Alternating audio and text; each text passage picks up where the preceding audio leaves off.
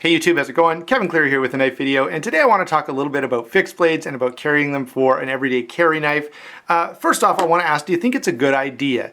And is it something that you do or have thought about doing? And if so, go ahead and comment down below, what's the fixed blade you carry and how do you carry it, okay? Now, let me then answer the question for myself, and I would say for a lot of reasons, in a lot of situations, it can be a good idea to carry a fixed blade. Now, I'm not trying to suggest that people who carry folders should stop doing so. In fact, I carry a folder most of the time. However, I also understand that there are some distinct advantages to fixed blades. They're a little more durable. They don't have any moving parts, so you save, they're very simple and therefore less prone to failure. They're fast, okay? As soon as you pull a fixed blade out, it's immediately ready to use. By the way, this is a bit of an aside, but consider for a moment that the second I pick this up, okay, or extract it from the sheath, it's ready to cut.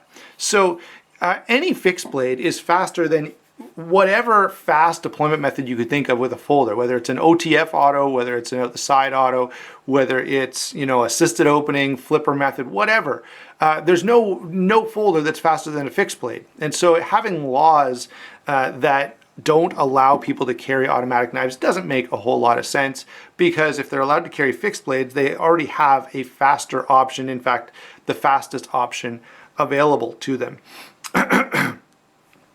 And so a fixed blade, is going to be faster, simpler, stronger, and all of those things could be a reason that you feel the need to carry one, especially if your job puts you in specific situations that could be detrimental, either damaging or that make a folder untrustworthy or potentially damage it. Okay, so lots of reasons that it could be a good idea for you to carry a fixed blade. Now, let's talk a little bit about how we do that and what makes it easy and comfortable. And I have a bunch of different options here, and largely that's where we're going to go with the rest of the video.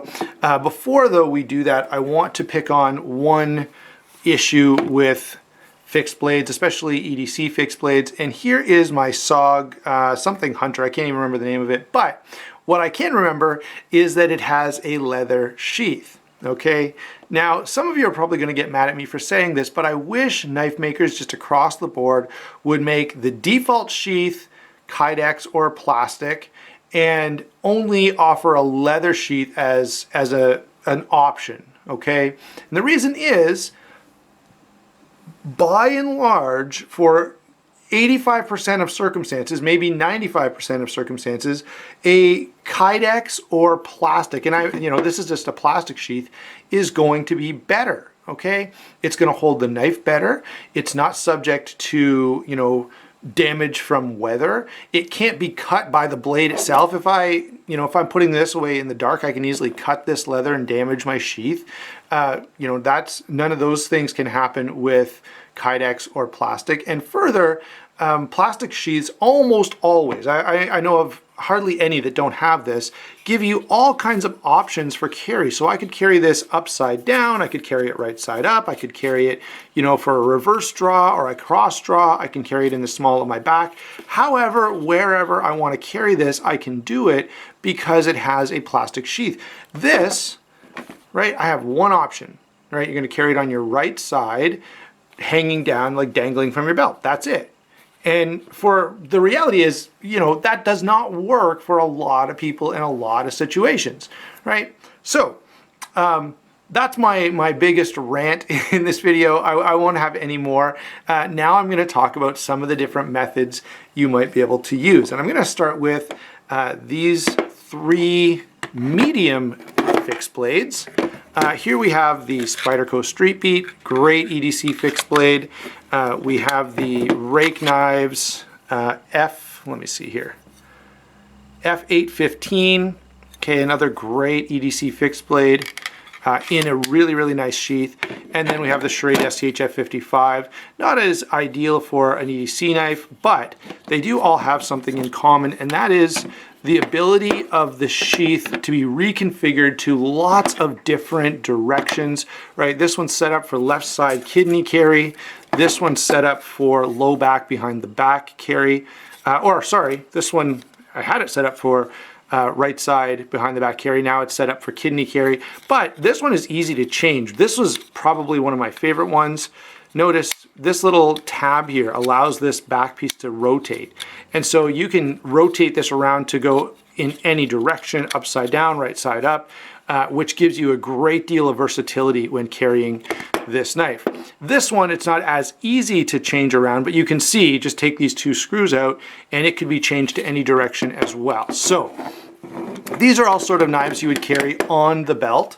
The only issue I have with any of these is they don't have a good clip. So pretty much, okay, all of these, with the exception of this one, the others require you to wear a belt, and they require you to lace that belt through the clip, okay?